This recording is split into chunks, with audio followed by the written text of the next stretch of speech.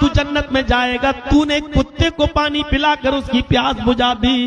गौर करो, जो इस्लाम कुत्ते को पानी पिलाने वाले को ये अजर देता हो, ये सवाब और ये पुण्य देता हो, वो इंसानों के साथ, गरीबों के साथ, यतीमों के साथ, बेवाओं के साथ, मोहताजों के साथ, मांगने वालों के साथ और गरीबों के साथ अच्छा सलूक करने वाले को कितना बड़ा इनाम देगा।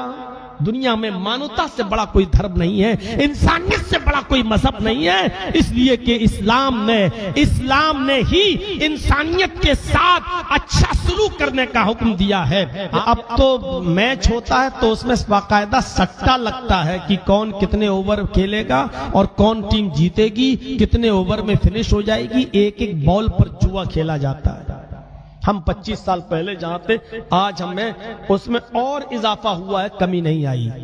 25 साल पहले जहेज की प्रथा थी, आज भी बगैर जहेज की शादी नहीं होती है जब तक कि लड़की के माँ बाप के पास पल्सर ना हो, यामा ना हो, हीरो होंडा ना हो, मोटरसाइकिल ना हो, 4 व्हीलर ना हो। और अगर लड़का ये सब चीज नहीं ले रहा है तो कम से कम 6 लाख और 8 लाख और 4 लाख रुपए न मांग रहा हो। पहले भी था, आज भी है। हम सब अपने गरीबानों में झांकें, कितनी चेंजिंग आई है हमारे और आपके अंदर। जलसे होते हैं, कितनी तादाद है। हमारी जहां तक रोशनी जा रही है आंख की, हमें तो उसका छोर नजर नहीं आ रहा। पब्लिक ही पब्लिक दिखाई दे रही है, आप दिखाई दे रहे हैं। सुनने का शौक पहले भी था, आज भी है। लेकिन हालत ये हो गई हमारी कि सुनते तो हैं, लेकिन एक कान से सुनते हैं और दूसरे कान से हम निकाल देते हैं। मेडिकल साइंस में एक बीमारी का नाम है जिसको बोला जाता है डायरिया। सुना है ना? डायरिया में क्या होता है? आदमी के लीवर फंक्शन खराब हो जाता है, उसको लूज मोशन हो जाता है। एक दिन में 10-10, 12-12, 15-15 मोशन होते हैं, लैट्रिनें होती हैं उसको। वजह क्या है? वो जो कुछ भी खाता है उसका डाइजेस्टिव सिस्टम बिल्कुल बेकार हो जाता है, लीवर काम करना बंद कर देता है, वो पचता नहीं है, उसकी बॉडी में लगता नहीं है। मुंह से खाया और लेट्रिन के रास्ते से पानी बाहर, जो खाया वो बाहर। जो खा रहे हो उसका ब्लड नहीं बन रहा है, जो खा रहे हो उसकी ताकत नहीं बन रही है, शक्ति नहीं आ रही है। जो मुंह से खाया लेट्रिन के रास्ते से बाहर, जिस्म में नहीं लगता है, वही हमें कानों का डायरिया हो गया है। मौलाना जो बोलते हैं, हम जो बोल रहे हैं, एक कान से सुनेंगे, दूसरे कान से बाहर। अभी देखिएगा, जिसने जहां साइकिलें खड़ी की होंगी, अभी जलसा खत्म करने के बाद निकालेगा वो, हट पहले हम निकाले, अभी देखिएगा जलसे का कितना असर पड़ा, प्रभाव वो अभी जलसा खत्म होने के बाद पता चल जाएगा। अभी आप रोड पर आपको पता चल जाएगा। और इस जलसे का कितना कामयाब हुआ है ये प्रोग्राम, और देखना हो तो सुबह मस्जिद में चले जाइएगा, आपने फजर की नमाज में मस्जिद बता देगी कि इस जलसे का कितना असर हुआ है। माशाअल्लाह 1 बजे तक जागेंगे, 12:30 बजे तक जागेंगे, रात में अपनी आंखें फोड़ रहे हैं, सुनने आए कुरान हदीस दीन की दावत। लेकिन मस्जिदें हमारी सुबह बता देंगी कि जर्जी साहब 1.5 लाख 2 लाख 3 लाख जलसे में खर्च करके जलसा कराया गया, नतीजा 0। कानों का डायरिया हो गया। जैसे खाया हुआ जिस्म में नहीं लगता, जो बोला जा रहा है उसके असरात, उसका प्रभाव हमारी बॉडी पे नहीं होता है, हमारे दिल पर नहीं पड़ता है। एक कान से सुना, दूसरे कान से उड़ा दिया। उस ड्राइवर की तरह है जो गाड़ी चला रहा है और उसके आगे आगे एक आदमी चल रहा है, वो हॉर्न दे रहा है, बजा रहा है बार बार हॉर्न, वो आदमी रास्ते से हट ही नहीं रहा है, आगे चल रहा है। ड्राइवर ने फिर हॉर्न दिया, वो आगे से हट ही नहीं रहा है, चला जा रहा है आगे। ड्राइवर ने तीसरी बार हॉर्न बजाया, वो हट ही नहीं रहा, चल रहा। ड्राइवर को गुस्सा आया, कमीने मैं कितनी देर से हॉर्न बजा रहा हूं और ये हट ही नहीं रहा है। उसने गाड़ी को रोका, निकला और आगे जाने वाले आदमी को पकड़ के 2 थप्पड़ मारे। कमीने सुनता नहीं है, मैं कितनी देर से हॉर्न बजा रहा हूं। उसने गाल पे हाथ फेरते हुए कहा, क्या हुआ तुम्हें, क्यों मार रहे हो हमको? तुमको मालूम नहीं मैं कब से तुम हॉर्न दे रहा हूं, जोर जोर से मैं आवाज दे रहा हूं, तुम हट ही नहीं रहे रास्ते से। उसने कहा भाई तुम इतनी तेज हॉर्न बजा रहे थे कि तुम्हारे हॉर्न की आवाज से मेरे कान सुन पड़ गए, हमें सुनाई नहीं दे रही थी, मेरे कानों का पर्दा सुन हो गया था। तुम बजा रहे थे हमें तो सुनाई नहीं दे रहा था। तो जैसे तेज आवाज से आगे चलने वाले आदमी के कानों के पर्दे सुन हो गए, उसको हॉर्न नहीं सुनाई दे रहा है। आपको 25 साल 20 साल से मौलवियों की चीखें, मौलवियों की पुकारें, मौलवियों की आवाजें नहीं सुनाई दे रही हैं। आप एक कान से सुनते दूसरे कान से निकाल देते हैं, यानी सुन सुनकर आपके कान पक चुके हैं। मौलवी वही नमाज बताता है, वही रोजा बता रहा है, वही हज बताता है, वही ज़कात बता रहा है, वही कह रहा है चोरी मत करो, वही कह रहा है शराब मत पियो। ये सुन सुनकर तब हमारे कान पक चुके हैं, कितना सुनेंगे। आज वो सूरत हाल आज हमारे माशरे में हो गई। फिर जलसों के असरात होना चाहिए, एक तकरीर हो गई काफी है। अब देखिए उसका असर क्या होता है हमारी जिंदगी पर।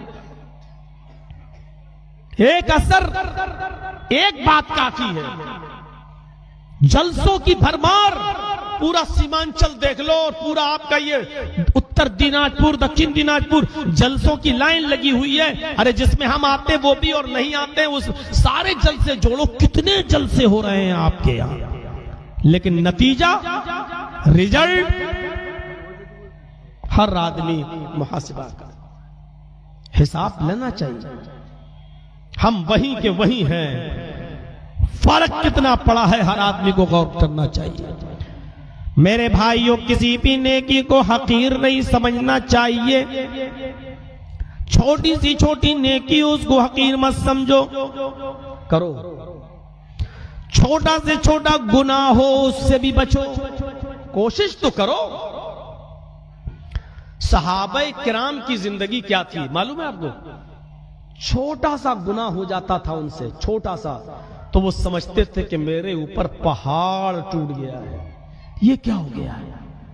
हम बड़े से बड़े पाप कर जाते हैं, हमसे बड़े से बड़ा गुनाह हो जाता है, लेकिन हमारे ऊपर कोई असर नहीं पड़ता। अरे यार चलो ये तो हो गया।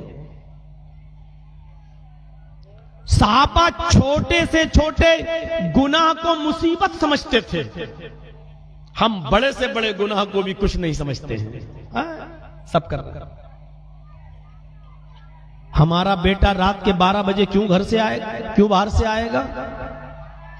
हमारे घर में हमारी बेटी रात के 12 बजे और 1 बजे तक क्यों मोबाइल चलाएगी? क्यों एंड्रॉयड मोबाइल आप उसके हाथ में देंगे? कभी सोचा है, गौर किया है आपने? आप इन चीजों को मामूली समझते हैं। समाज सुधरेगा कैसे, उसकी इस्लाह कैसे होगी? छोटी सी छोटी नेकी भी अगर हो तो उसको भी करिए। ये मत समझिए अरे छोटी सी नेकी समझते हो? आप जा रहे हैं मोटरसाइकिल से, रास्ते में पत्थर पड़ा हुआ है, आप अपनी गाड़ी रोक दीजिए और पत्थर को रास्ते से हटा दीजिए, इसलिए कि आप तो गुजर जाएंगे, लेकिन कोई अंधा बेचारा अगर उस पत्थर से टकरा के गिर गया तो उस बेचारे का क्या होगा? कोई बच्चा अगर उस पत्थर से टकरा गया तो उस बच्चे का क्या होगा? कोई औरत बेचारी अगर उस पत्थर से टकरा गई तो उसका क्या होगा? इमाततुल अज़ानित तरीक, रास्ते से तकलीफ दे चीज को हटा देना भी ईमान और इस्लाम का एक हिस्सा है। केले का छिलका पड़ा है, आप गाड़ी रोक दीजिए, उसको हटा दीजिए। याद रखिए, रास्ते में पड़ी हुई चीज को हटा देना अगर सवाब है, अगर पुण्य का काम है, तो रास्ते में इन तकलीफ दे चीजों का फेंकना गुनाह का भी काम है। अगर अल्लाह ने इन चीजों को हटाने पर सवाब रखा है तो इनको रास्ते में फेंकने वाले को पापी भी बताया है, गुनाहगार भी बताया है। आप घर का कूड़ा उठा के रास्ते में फेंकेंगे, जिस चीज से भी लोगों को तकलीफ होती हो, चाहे वो हिंदू हो, मुसलमान हो, सिख हो, ईसाई हो, आप किसी को तकलीफ नहीं दे सकते हैं। आप कोई चीज खरीदने जा रहे हैं, आपको अपनी गाड़ी को साइड में खड़ा करना है। रोड पर पार्किंग में अगर आप नहीं खड़ी करते, रोड पे खड़ी कर देते हैं तो गलत जगह पर गाड़ी को पार्क करना भी पाप है, क्योंकि उससे आप आने जाने वालों को तकलीफ दे रहे हैं। रोड को जाम करके रैली निकालना, उस पे बैठ जाना, कोई मरीज बेचारा जा रहा है, उसको अर्जेंट हॉस्पिटल में जाना है, आप रास्ता जाम किए हुए हैं। इस्लाम ये कहता है कि ये सारे पाप के काम हैं, क्योंकि आप किसी आम इंसानों के आने और जाने का रास्ता नहीं रोक सकते हो। रमजान का महीना है, आपके यहाँ ऐसा होता कि नहीं होता? हमारे यूपी में तो बहुत होता है कि रमजान के महीने में जब सहरी का टाइम होता है तो 1 घंटा पहले कुछ लोग मस्जिद में माइक पकड़ के और जगाना शुरू कर देते हैं, रोजेदार भाइयों उठिए, सहरी कीजिए, इस वक्त इतना बच गया है, इतना टाइम बाकी है। आपके यहाँ होता है कि नहीं होता है? ये भी गुनाह का काम है। मौलाना साहब रोजेदारों को उठाना गुनाह है? हाँ, तुम पर रोजा फर्ज है, उठो, अलार्म लगाओ, जो करना हो करो, लेकिन तुम अपनी आवाज से उन बूढ़ों को क्यों उठा रहे हो, बेचारों को, जो नींद की गोली खाकर डॉक्टर के दिए हुए मशवरे पे सो रहे हैं और जिनके बारे में अल्लाह ने और रसूल ने कहा है कि ये इस उम्र में पहुंच चुके हैं कि ये रोजा नहीं रख सकते हैं, एक फकीर को खाना खिलाएंगे, आप उनकी नींद में डिस्टर्ब क्यों कर रहे हो? जिन औरतों के पेटों में बच्चा है, रोजा रखने से डॉक्टर ने कहा है कि इस बच्चे की सेहत और तंदुरुस्ती पे खतरा है, इस्लाम कहता है कि उसके ऊपर रोजा नहीं है, बाद में रखेगी, आप उस औरत को क्यों परेशान कर रहे हो, उसकी नींद में डिस्टर्ब क्यों कर रहे हो? इस्लाम कहता है कि यह पाप है, गुनाह है। जो औरतें अपने बच्चों को दूध पिलाती हैं, जो रोजा नहीं रख सकती हैं, रोजा रखेंगी तो खाएंगी नहीं, और खाएंगी नहीं तो उनका बच्चा भूखा मर जाएगा, दूध बनेगा नहीं, उनके ऊपर रोजा बाद में है, अभी छोड़ दें। आप क्यों जगा रहे हैं उन औरतों को? आप जब माइक में चिल्लाएंगे तो बूढ़े नहीं उठेंगे, वो औरतें नहीं उठेंगी, बच्चे नहीं उठेंगे, उनकी नींद में डिस्टर्ब नहीं होगा। ये भी गलत है। आप माइक पकड़ के जोर जोर से चिल्लाएं और लोगों को उठाएं, ये भी गलत है। जर्जी साहब को रोजा रखना है, जर्जी साहब अलार्म लगा लेंगे, 5 बजे टाइम खत्म हो रहा है सहरी का, हम 4 बजे का अलार्म लगाएंगे, 4 बजे उठेंगे, 4:15 बजे तक हम ब्रश व्रश करके मुंह हाथ धो के फारिग होंगे, 4:30 बजे तक सहरी कर लेंगे, हो गया हमारा काम। ये हमारी ड्यूटी है कि हमको कैसे उठना है, हम आपको उठाने और जाएंगे।